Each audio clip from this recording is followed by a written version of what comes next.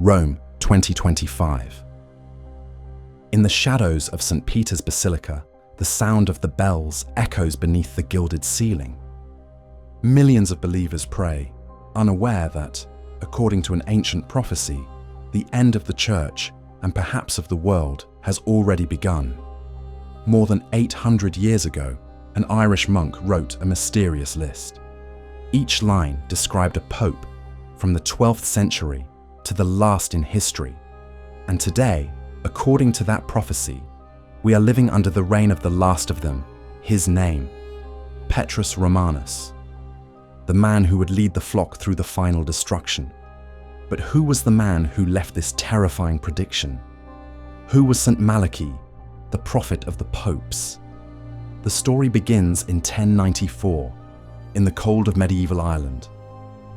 Malachy was born in Armagh, at a time when the island was still marked by wars, isolated monasteries, and superstitions.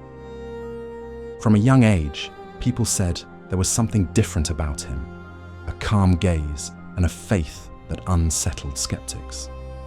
Ordained a priest at 25, Malachy dedicated his life to reforming the church in Ireland. He was known for his discipline and charity, but also for something stranger, his visions.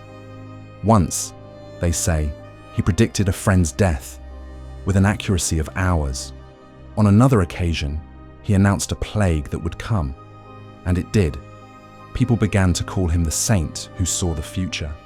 But what he would see in Rome years later would change the history of Christendom forever. In 1139, Malachy traveled to Rome to meet Pope Innocent II. The journey was long and dangerous, stormy seas, roads full of bandits. When he finally arrived, he was received with honor. Tradition says that upon entering St. Peter's Basilica, he had a vision so intense that he fell to his knees. His eyes fixed on the altar, and before him he saw something impossible, an endless procession of popes, one after another, each wrapped in a flame of a different color. Some of those flames burned bright, others barely flickered. Some even went out before reaching the throne. Malachy understood. He was seeing the entire line of popes until the end of time. Back in Ireland, he wrote 112 short phrases in Latin.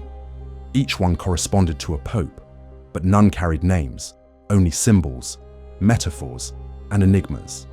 That list became known as the prophecy of the popes. Examples: De labor solis, from the labor of the sun, applied to John Paul II, born and buried during eclipses.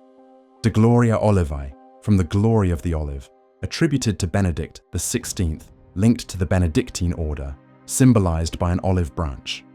And the last one, in persecutione extrema, sedebit, Petrus Romanus, qui pascet oves in multis tribulationibus. During the final persecution, Peter the Roman will reign, who will feed his sheep amid many tribulations.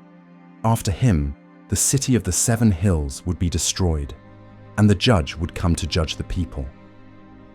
Malachy died a few years later, in 1148. It is said that he passed away in the arms of Saint Bernard of Clairvaux, his great friend, and after his death, the manuscript disappeared. For almost 400 years, no one spoke about it. Only in 1590 did the text mysteriously reappear in Rome, published by a monk named Arnold de Wyon. The list was examined, and, to the scholars' astonishment, the popes prior to that year seemed to fit the descriptions perfectly. But the popes that followed seemed even closer to what was to come. Over the centuries, Malachy's phrases seemed to come true with uncanny precision. Pope Pius VI, described as Peregrinus Apostolicus, the apostolic pilgrim, died in exile, persecuted by the French Revolution. Leo XIII, Lumen in Caelo, light in the sky, was the first to create an astronomical observatory in the Vatican. John Paul I, called De Medietate Lunae, of the half of the moon, reigned for only 33 days. Coincidence or prophecy? No one could say, but what truly frightened people was the end of the list, because according to it, there were only 2 popes left before the end. after John Paul II and Benedict XVI came Francis. And this is where the prophecies began to echo again.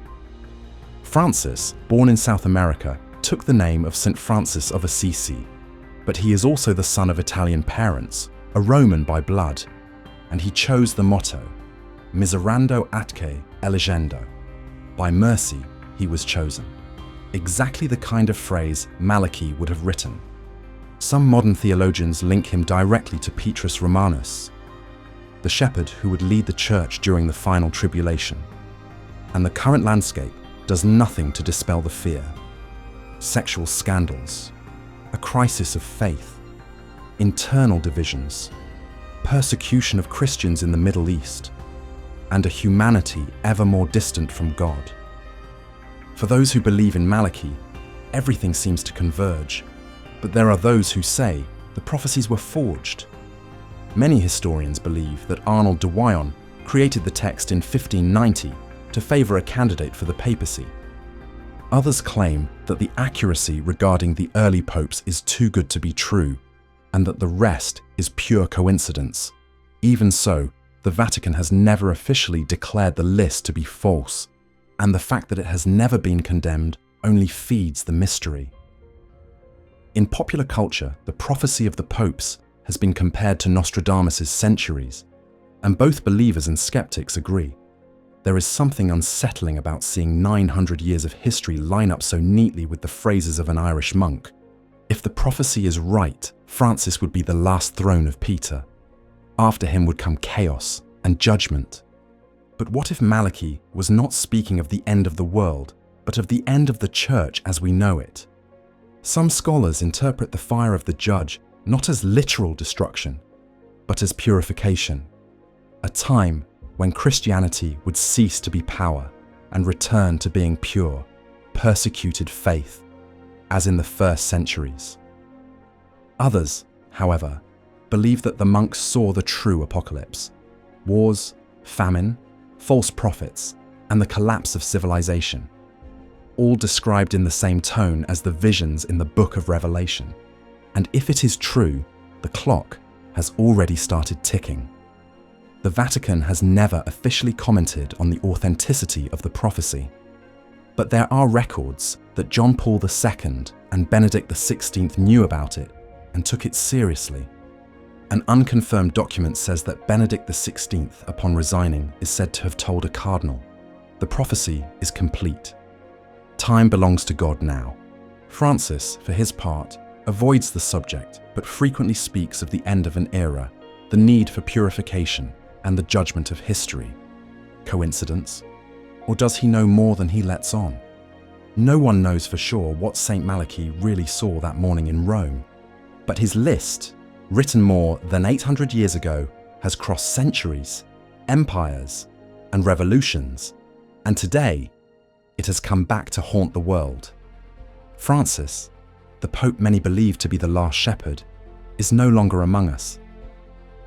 His death has only deepened the mystery, because the prophecy spoke of one last leader, Petrus Romanus. And now, the one who occupies the throne is Leo XIV, born Robert Francis Prevost, an American pope, but of Italian blood.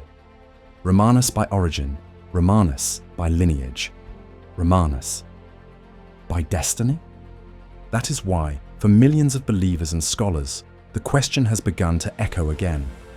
Is Leo XIV the last name in the prophecy, or is he just one more coincidence in this long chain of enigmas? The Vatican remains silent. No pope, cardinal, or authority confirms it, but they have never denied it either. And as the world faces wars, divisions, and spiritual crises, the feeling is the same as Malachy described: a time of tribulation. Perhaps the end will not be literal, like cities burning and skies in flames. Perhaps it will be the end of an era, the end of the church as we know it. A return to persecuted faith, a purification. Or perhaps Malachy saw something even greater. In the silence of empty cathedrals, between the echo of the footsteps of a newly elected pope and the weight of 1,000 years of history, the prophecy seems to whisper. The last pope is already seated on the throne, and the world hasn't even noticed.